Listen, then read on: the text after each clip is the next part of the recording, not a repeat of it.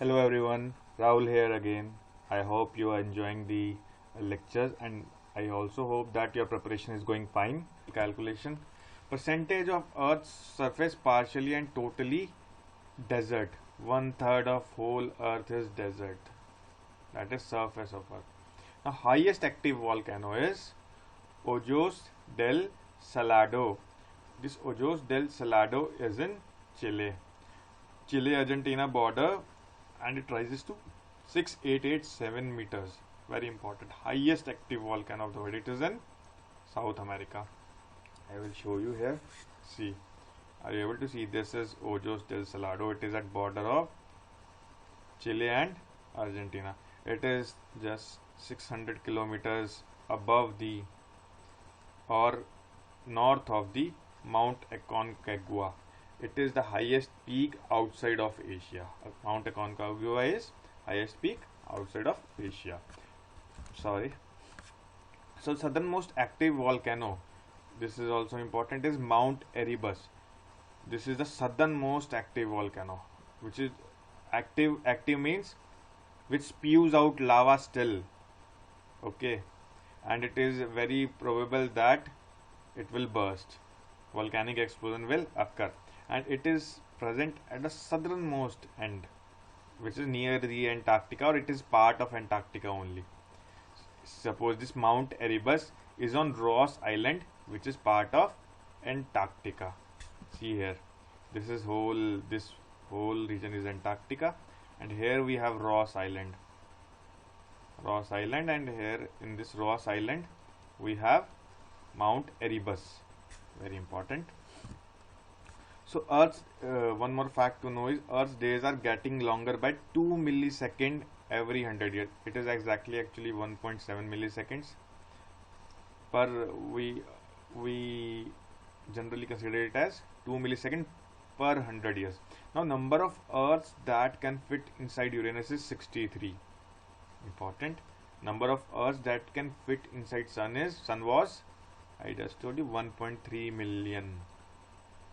Now number of Earths that can fit inside Jupiter. Here also we have done 4 by 3 pi r cube. That is, r of Jupiter is 11 times the r of Earth. So we have done 11 cube, and 4 by 3 r cube, 4 by 3 pi r cube will cut, and 11 cube will remain, and this approximately comes out to be 1321. This means 1321 Earths can fit inside the Jupiter. After we melt all the 1321 Earths, we can put it inside a pot named Jupiter. So let's move ahead. Now one more important point. I have already told you that Earth is oblate spheroid. It is compressed from the poles and distended at the equator.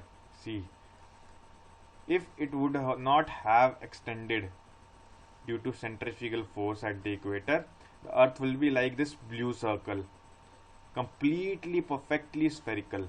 But due to the centrifugal force, it has stretched here. See, this 21 kilometer stretch you are seeing, 21 kilometer or 13 miles stretch we have. So obviously these regions or peaks on these regions will be higher than peaks on this region or this region or this region. Okay, even if this peak is higher from the sea level, but this peak will be nearer to the space because Earth is more bulging. Understood? And that is, this will be far away from the center of Earth, and this will be nearer to the center of Earth. Okay, because the bulge is more here, for a simple reason.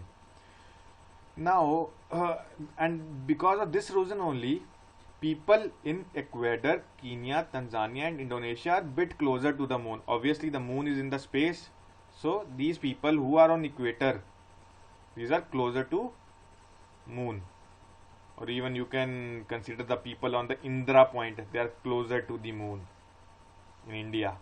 Okay, those at the poles are far away from the moon. Now let's climb some equatorial mountains. One example is Mount Kenya in Kenya, obviously, and it is on nearby equator, very near to equator. Similarly, Mount Kilimanjaro in Tanzania in Africa, it is also very near to equator. Now many Andean peaks, and the many Andean peaks like Mount Chimborazo, you find it below. This is the mountain which is the nearest to the space, or if you consider from the space, this will be considered as the highest peak or highest mountain or highest summit. Okay, because it is just above the equator where the bulge is already 13 miles, and then you add 6.268 kilometers into it. Sorry, here 6.268 kilometers you will add. It will be obviously be greater than Mount Everest. Mount Everest is 8848 meters peak, but it is sitting lower down because their bulge is less. I will just show you in the next diagram, you will understand easily. See here, are you able to see Mount Chimborazo? It extends till this point you are saying, and it is on the bulge, just exactly on the center of the bulge. But see the Mount Everest here. Here it is equator, suppose this is equator. Here you see Mount Everest. This Mount Everest makes approximately 27 degree angle, that is the latitude is 27 degree for the Mount Everest. So this distance is less as compared to this distance. Are you able to understand that? So obviously this will be lower than Chimborazo, even though from sea level Mount Everest is the largest mountain. One more information is Mauna Kea is on Hawaii Islands. This summit is on Hawaii. Actually, Hawaii Islands is kind of Mauna Kea only.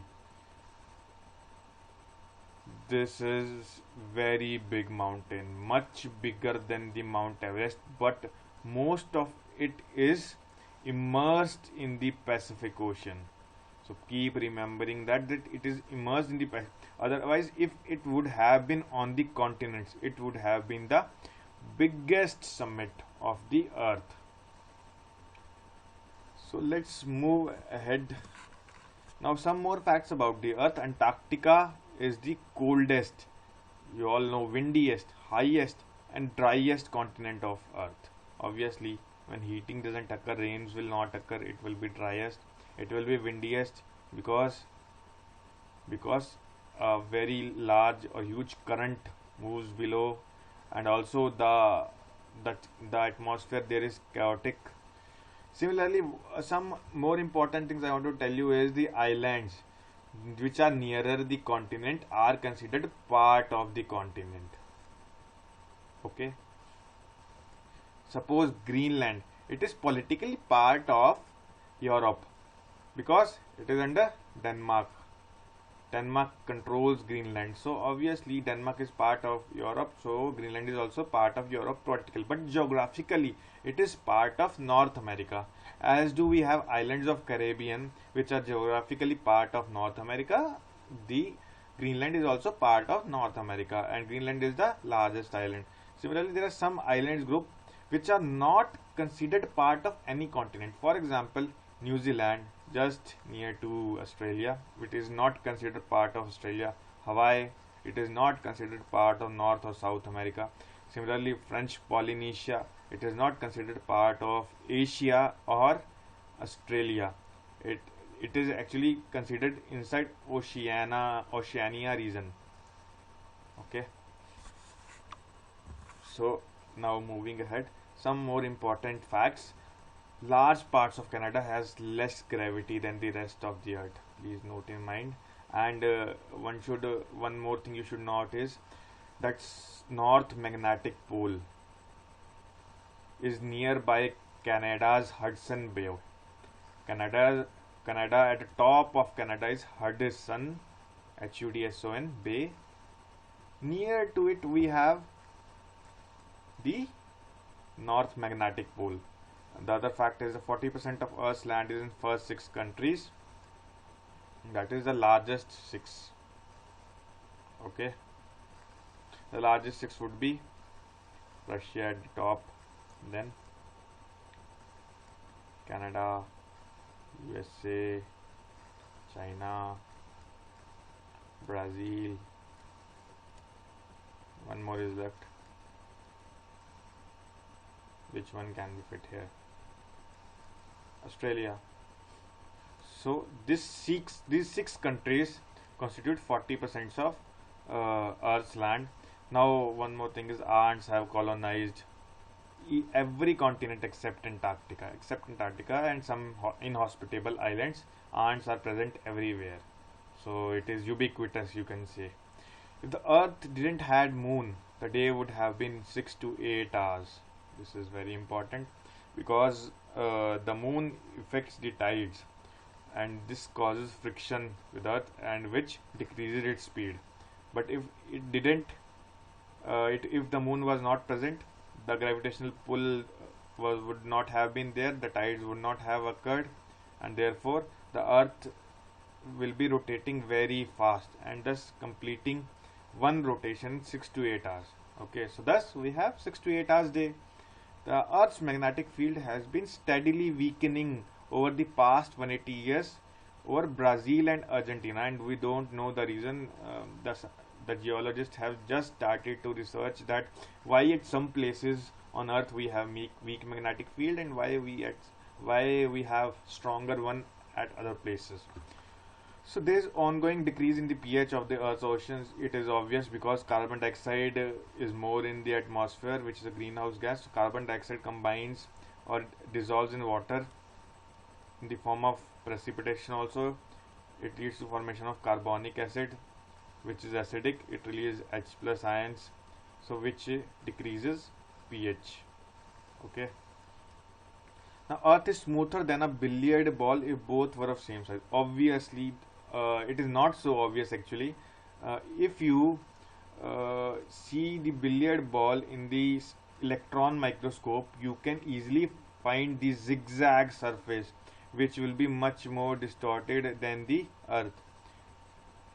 Billiard ball, if you expand to the size of Earth, then you will find that the billiard ball is much more non-uniform than the Earth.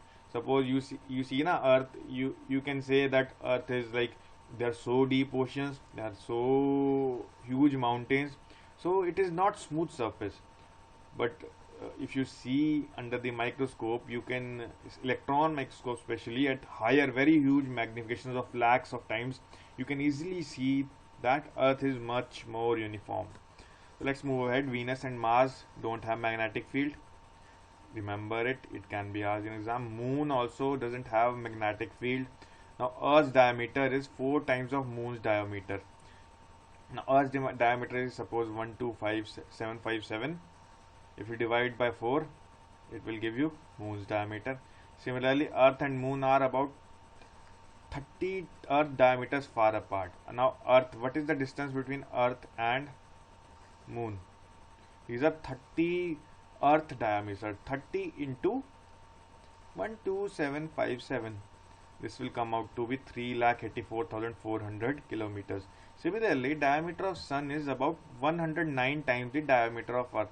So 109 into 12757 is equal to the diameter of Sun. And then hence we can see, if you find the volume, it will come the 1.3 million times to that of Earth. So therefore we will need to melt 1.3 million Earth, and then we have to put in the sun's volume, and then we can completely fill the Sun.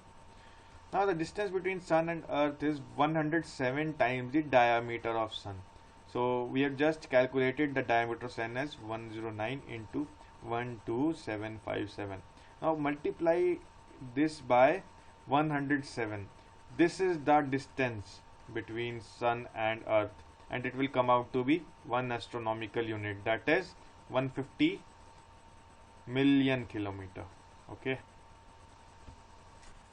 So thank you everyone. I hope you like this lecture. Please like, comment and subscribe to www.decipheris.com, and please like our Facebook page and keep interacting with us. Your review is important, but we have not find enough comments. Please, it keeps us motivating, so please comment. Thank you.